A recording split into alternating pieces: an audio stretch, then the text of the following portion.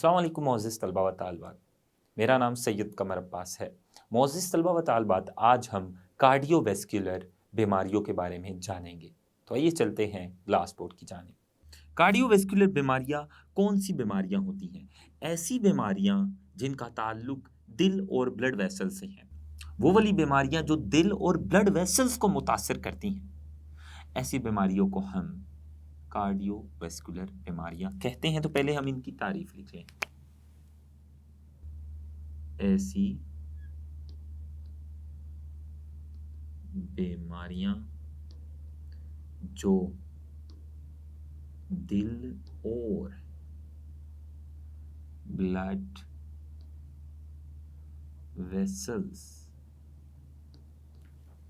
Vessels को मुतासिर करती हैं,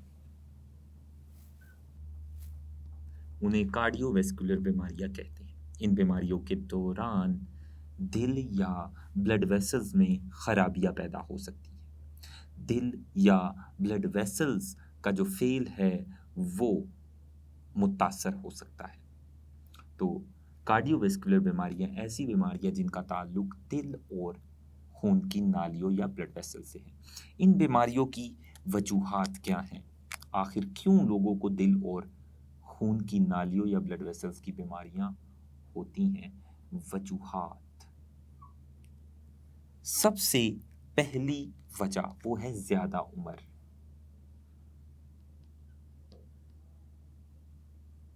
इसके अलावा ज्यादा उम्र के अलावा जो दूसरी वजूहात है उनमें कम डेंसिटी वाले लिपिड्स, वो कम डेंसिटी वाले लिपिड्स में कोलेस्ट्रॉल शामिल है। कोलेस्ट्रॉल घी में बहुत ज़्यादा होता है, ये आपने याद रखना है। कोलेस्ट्रॉल घी में होता है, ना कि ऑयल में। इसलिए आपको ऑयल खाने पकाने के दौरान ऑयल इस्तेमाल करना चाहिए घी के निस्बत। उसमें ऑयल में कोलेस्ट्रॉल नहीं होता। तो कोलेस्ट्रॉल और ग्लाइसराइड्स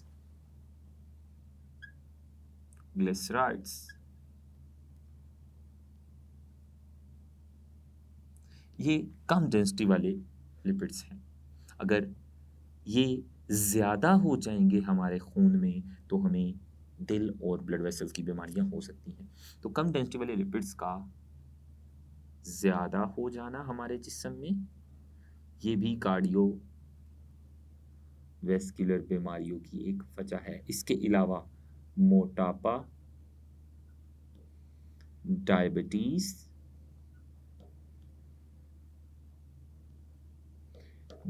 कहते हैं शुगर की बीमारी को। इसके अलावा डायबिटीज़ के अलावा तंबाकू नोशी या सिगरेट नोशी और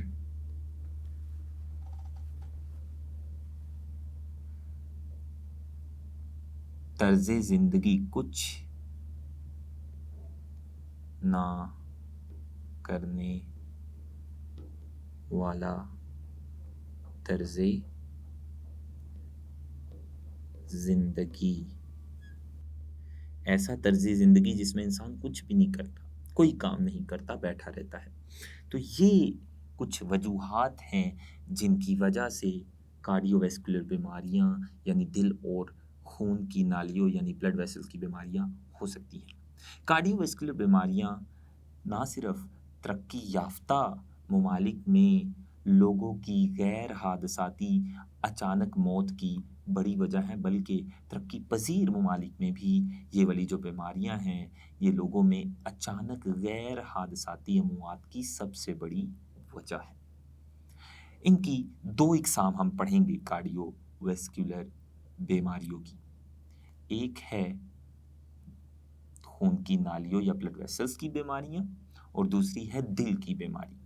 तो आज हम इस लेक्चर में ब्लड वेसल्स की दो बीमारियों के बारे में पढ़ेंगे और आने वाले लेक्चर में इंशाल्लाह हम दिल की एक बीमारी के बारे में पढ़ेंगे। तो आज हमने ब्लड वेसल्स की दो बीमारियों के बारे में पढ़ना है और वो हैं, उनमें सबसे पहली है एथेरोस्क्लेरोसिस एथेरोस्क्लेरोसिस एथेरोस्क्लेरोसिस ये एक बीमारी है, ये भी ब्लड वेसल की ही बीमारी है। और दूसरी बीमारी है आर्टरियोस्क्लेरोसिस, वो भी अभी हम पढ़ेंगे। तो सबसे पहले हम पढ़ते हैं एथेरोस्क्लेरोसिस। ये खून की नालियों या ब्लड वेसल्स की बीमारी है, और इस बीमारी के दौरान जो आर्टरीज हैं वो तंग हो जाती हैं। एथेरोस्क्लेरोसिस का मतलब ही आर्टरीज का तंग हो जाना है। तो ऐसी बीमारी जिस बीमारी के दौरान आर्टरीज तंग हो जाती हैं, उस बीमारी को हम एथेरोस्क्लेरोसिस कहते हैं। इस बीमारी के दौरान आर्टरीज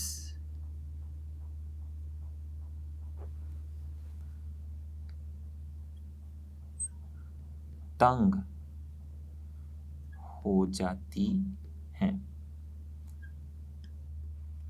तो ये आर्टरीज जो कि ब्लड वेसल्स हैं, ऐसी ब्लड वेसल्स हैं जो खून को दिल से दूर लेकर जाती हैं। आर्टरीज की बीमारी है एथेरोस्क्लेरोसिस, जिसमें आर्टरीज पहले से बहुत तंग हो जाती हैं, नॉर्मल से बहुत तंग हो जाती है। तो एथेरोस्क्लेरोसिस जिसमें आर्टरीज तंग हो जाती है, इसके दौरान और क्या क्या होगा? इसके दौरान चूंकि आर्टरीज तंग हो जाती है, इस बीमारी के दौरान जो खून है वो बहुत मुश्किल से आर्टरीज के अंदर से गुजर पाता है। उसको वहाँ से गुजरने में बहुत दुश्वारी का सामना करना पड़ता है, बहुत मुश्किल से वहाँ से गुजरता है। इसके अलावा ये जो एथेरोस्क्लेरोसिस है, ये एक क्रॉनिक बीमारी है, यानी लंबे अरसे तक रहने वाली बीमारी है। ये एक क्रॉनिक कहते हैं लंबे अरसे तक रहने वाली बीमारी। ये एक क्रॉनिक बीमारी है जिसके दौरान आर्टरीज तंग हो जाएंगी, और जिसके दौरान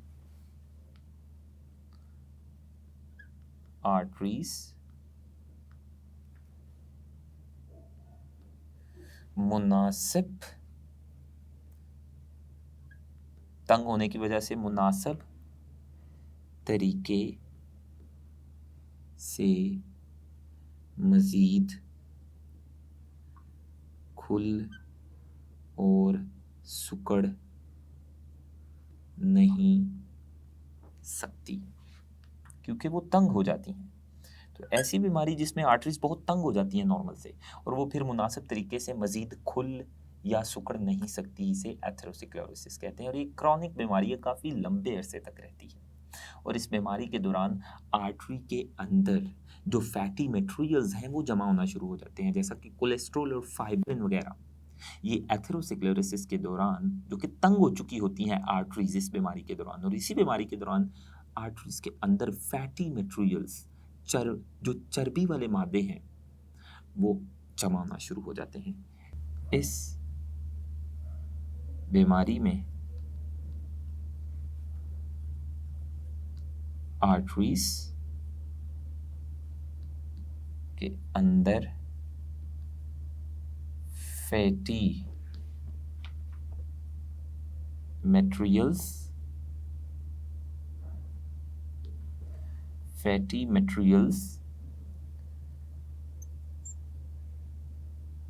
जमा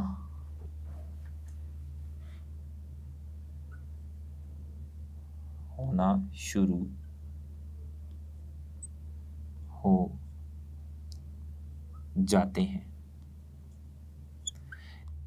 वो फैटी मटेरियल कोलेस्ट्रॉल भी हो सकता है या फाइब्रिन भी हो सकता है। यहाँ पर मैं एक आर्टरी बनाऊंगा, ये एक आर्टरी है, ये नॉर्मल आर्टरी है। लेकिन एथेरोस्क्लेरोसिस में क्या होगा, ये जो नॉर्मल आर्टरी आपको खुली नज़र आ रही थी, ये तंग हो जाती है, और जब ये तंग हो जाए तो ये फिर मुनासिब तरीके से मज़ीद खुलती और सिकुड़ती नहीं है, क्योंकि ये तंग हो जाती है।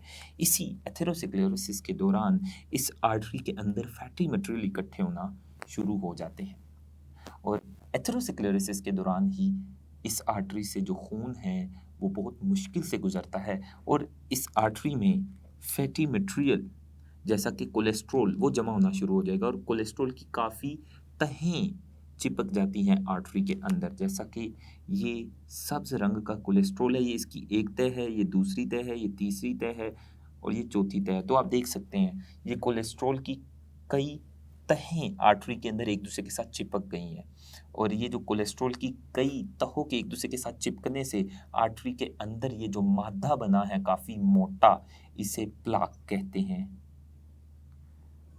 प्लाक। तो प्लाक क्या है, हम प्लाक की डेफिनेशन, प्लाक की तारीफ लिख लें। प्लाक ये मादा कोलेस्ट्रोल, ये मादा कोलेस्ट्रोल की कई तहों पर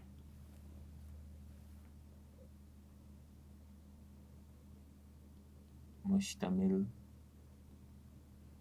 होता है और आर्टरी के अंदर बनता है। इसे हम प्लॉक कहते हैं, जैसा कि आप देख सकते हैं। प्लॉक ये खून के गुजरने में रुकावट के तौर पर अमल करेगा और ये खून के गुजरने में बहुत मुश्किल पैदा करेगा। ये जो प्लॉक है, प्लॉक की वजह से आर्टरी के अंदर खून का क्लॉट भी बन सकता है, खून का लौथड़ा भी बन सकता है। इस प्लॉक के इर्द गिर्द जो खून होगा वो जमना शुरू कर देगा, जैसा कि आप देख सकते हैं। तो इस प्लॉक के साथ ही खून के क्लॉट या लौथड़े बनेंगे। लौथड़ा कहते हैं जमे हुए खून को। इस प्लॉक के साथ जो खून जाकर जुड़ेगा, जो खून इस प्लॉक के साथ जाकर थोड़ा सा इसे छुएगा, वो खून वहाँ पर जमना शुरू हो जाएगा। तो ये जो प्लाक के साथ जमा हुआ खून या क्लॉट है, इसको थ्रोम्बस कहते हैं। थ्रोम्बस। तो थ्रोम्बस क्या है, उसकी भी हम तारीफ लिख लेते हैं। और थ्रोम्बस बनने की वजह प्लॉक है, और प्लॉक बनने की वजह जिस्म या खून में कोलेस्ट्रॉल का बहुत ज़्यादा हो जाना है। तो थ्रोम्बस क्या है,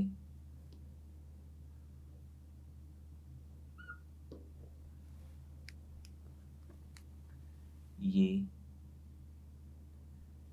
आर्टरी में प्लॉक की वजह से खून के जमने यानी क्लॉट को कहते हैं, यानी जमा हुआ जो खून है उसे थ्रोम्बस कहते हैं। और अगर ये थ्रोम्बस अपनी जगह छोड़कर आज़ादाना आर्टरी के अंदर तैरना शुरू कर दे तो फिर इसे एम्बोलस कहते हैं। एम्बोलस। और इस थ्रोम्बस प्लाक या एम्बोलस की वजह से आर्टरी के अंदर खून के गुजरने के लिए मज़ीद मुश्किल पैदा हो जाती है और ये खून के गुजरने में रुकावट पैदा करते हैं। तो एम्बोलस क्या है? एम्बोलस दरअसल ये थ्रोम्बस ही है, लेकिन कौन सा थ्रोम्बस? जो अपनी जगह छोड़कर आज़ादाना तैरना शुरू कर दे आर्टरी के अंदर। ये ऐसा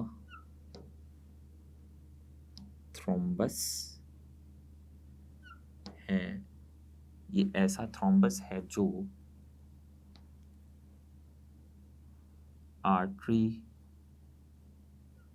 में अपनी जगह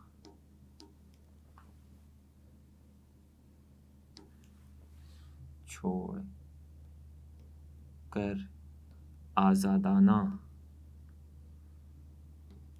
तैरने लगे, यानी जिस जगह पर बना था वहाँ से कहीं और जाए और आर्टरी के अंदर जो खून है उसमें तैरने लग पड़े। ऐसे थ्रोम्बस को एम्बोलस कहते हैं, एम्बोलस कहेंगे उसे। तो थ्रोम्बस और एम्बोलस ये भी खून के आर्टरी के अंदर गुजरने में रुकावट पैदा करते हैं। तो ये हमने एथेरोस्क्लेरोसिस के बारे में पढ़ा। एथेरोस्क्लेरोसिस की सबसे बड़ी वजह जो है वो जिस्म में कोलेस्ट्रॉल का बहुत ज़्यादा हो जाना है। अब हम आर्टरीज की एक और बीमारी के बारे में पढ़ेंगे जिसे आर्ट्रियोस्क्लेरोसिस कहते हैं। आर्ट्रियोस्क्लेरोसिस।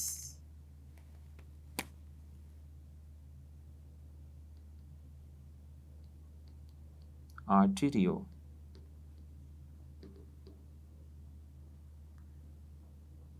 स्क्लेरोसिस। आर्ट्रियोस्क्लेरोसिस इस बीमारी की जो इस्तिलाह है इसका मतलब है आर्टरी की दीवारों का सख्त हो जाना। ऐसी बीमारी जिस बीमारी के दौरान आर्टरीज की जो दीवारें हैं वो बहुत सख्त हो जाती हैं, उस बीमारी को आर्टेरियोस्क्लेरोसिस कहते हैं। तो इस बीमारी के दौरान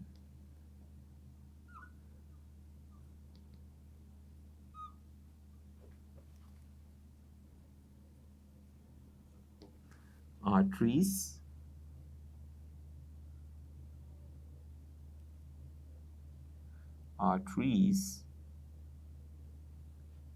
की दीवारें